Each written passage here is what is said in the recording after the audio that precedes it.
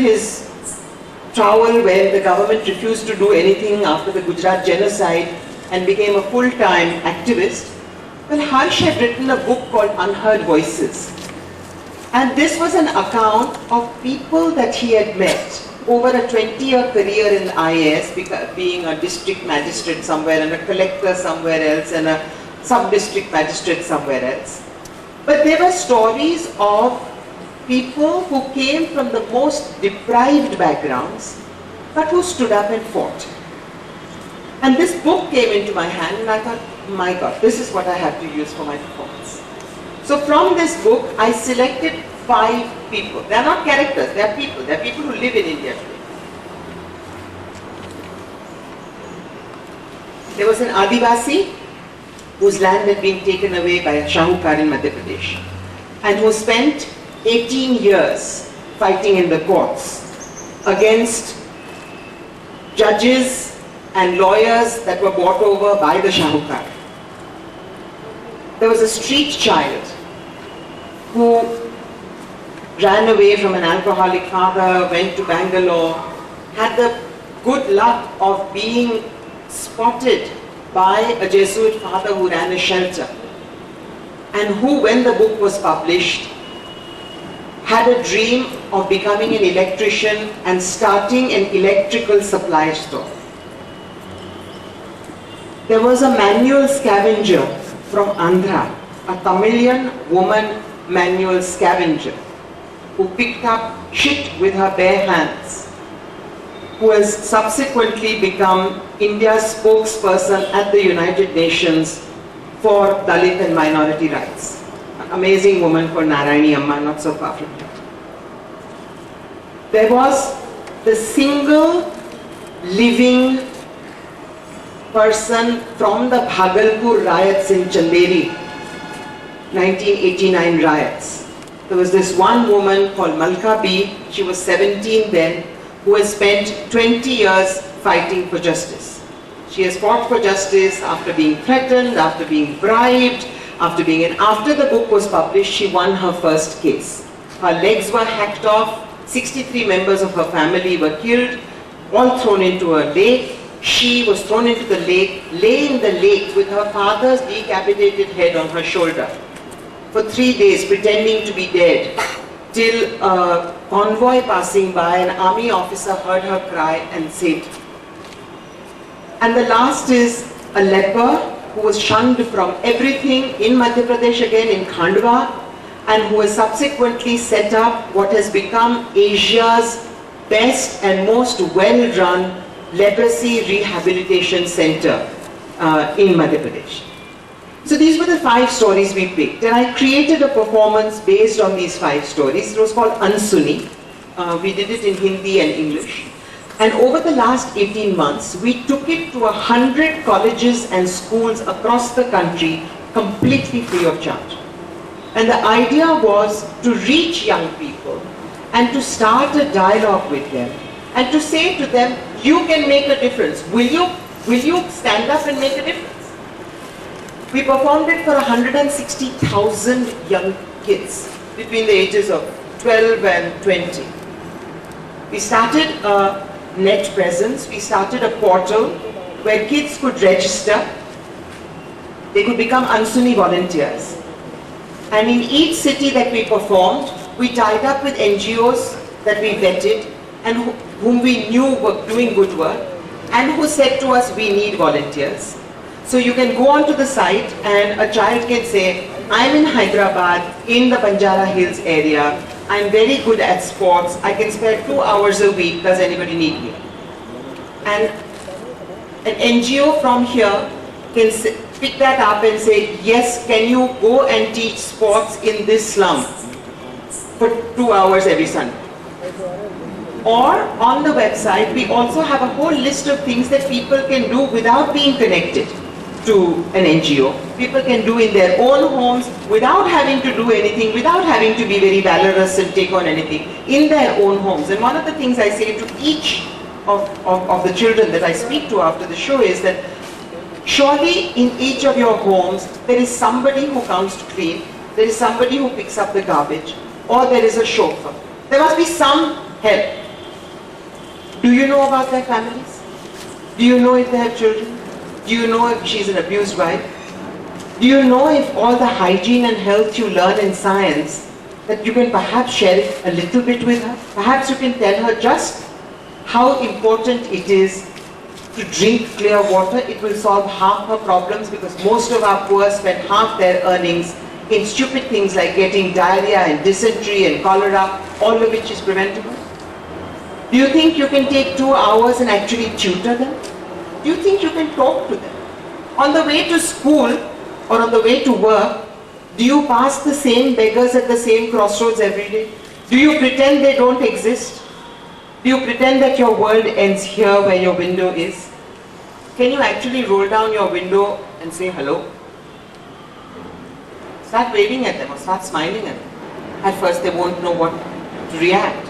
Maybe after 10 days they'll smile back. And the next time you stop, maybe say hello verbally. Then a few weeks later, ask them their name. What you are doing is you are telling them they don't exist. By saying that I don't want to see here, you are banging at my window, but I am deaf. My world is a deaf world, I don't want to. What you are saying to them is that you are taking away the one thing that they should have, which is self-respect. You are taking away their sense of self. By just saying hello, they are not going to ask money of you every day. Just say hello. Just say, what's your name? Just say, did you have a good day yesterday? How much did you earn? Smile at them. Give them your name. Is this too difficult? No. All of us have enough time to do it. We all live in terrible traffic situations. And what do? You get into a thing, somebody cuts from this side and you say,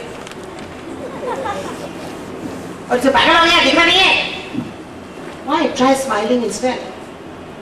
Smile and say, hey, okay, go. You're in the wrong, but go. I've done it for 15 years. Let me tell you, never in those 15 years, Ahmedabad traffic is crazy, crazy, crazy, crazy. Never in 15 years have I had anybody scowl back at me. I have never had anybody who has not said, sorry, Bena, never. Smile. Say they are having a rough time, maybe they're in a hurry. Rather than say, dekha nahi hai, say, yeah, dekha nahi hai, dekha, laal light hai, kahan se ja rahe ho? See the difference it makes, and see the difference it makes to you, to your blood pressure. These are small things. This is where you begin from, and then see what you can do. I mean, how many of you housewives and women who are running your households must be dealing with your maids every day? Can't you give them some tips that will actually help them with their families? If they have abusive husbands, can't you actually talk to them about the possibilities of getting out of abusive relationships? This is the first tiny step. In your offices, I tell school kids, I said, you must have 70 or 80 people working in your school. They clean for you, they clean your toilets, they clean your gardens, they tend to the trees. How many people's names do you know? Or do you just walk by every day and they are working there? Yes, that's what happens. Because they are there to serve. There are 100 different things we can do every day that will actually change the entire vibration around us. You know, Maharishi Mahesh Yogi used to say that if 1% of the world's population would meditate, the vibrations that would set off would make the world a more peaceful place. And I genuinely believe it. I genuinely believe that if each of us can create a tiny circle of goodness, of active goodness, of active wanting to help, of active wanting to stretch out a hand, of active wanting to make a difference, a tiny difference, then we would create a circle that wasn't filled with hate, that wasn't filled with competitiveness at any cost, that wasn't filled with this constant greed and the constant wanting. Because the more greed we have, the more we want. There is no end to greed. There is never enough. And therefore we are in a constant state of anxiety because somebody else has more. And somebody will always have more. And what does that do? It leads to all kinds of health problems. We are living in a country where lifestyle diseases are outstripping countries like America. Gujarat is the diabetes capital of the world. Why? We are having younger and younger people having heart attacks. You must know it. People around 28-year-olds having heart attacks. Why? Because we have trapped ourselves in these golden cages. And we think we are free, and we are not. Whether it's pressures from society, what will so-and-so say, what will so-and-so think, what will so-and-so do. How does it matter? Ultimately, how does it matter? My parents are pressurizing me, they want me to go into engineering, I can't disappoint them. But it's your life. If you are going to go the same path and make the same mistake at 50 when you have your first heart attack, what's the point? If I have to go out every day, or if I send my children out and I don't know if they are safe, is that what I want? Is that what I consider a rich life? Is that what I consider a shining life? Today in most of our cities, you don't know if your child is going to come back alive or not. You don't. In Delhi, after 6 o'clock, a woman can't go out alone. And Delhi is not the only place. I'm just taking Delhi because figures are available. Is that what we want? And if it is not, then I hope that all of you are introspective enough and do enough Atma Manthan to know that that is not really what we want. Then we have to make that change. And that change will only happen if we actively make it.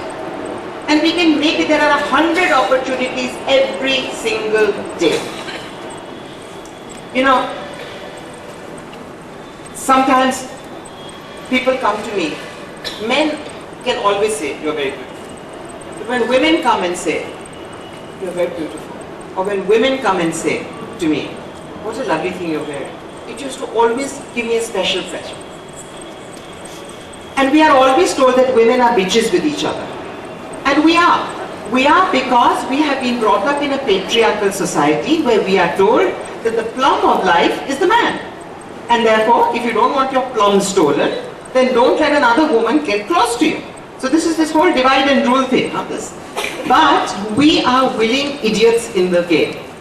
So I decided many years ago that if I actually saw any woman who had a nice bag, who had a nice bindi, who looked nice, I would go out of my way, didn't matter where it was, I would go out of my way and tell that person.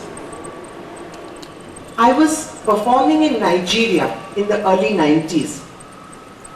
Nigeria is a vegetarian person's hell. So I would be performing, the only thing I would get to eat is pineapples, and I had pineapples coming out of my ears. So I had 2 performances that day, and next to the theatre was a department store. One is sort of not department store, kirana wala shops. And I thought I have to go and try and find something. Maybe there's a soup packet or something. So I went into the shop, and here was this, I don't know how many of you have a visual image of Nigerian women. You know, they're big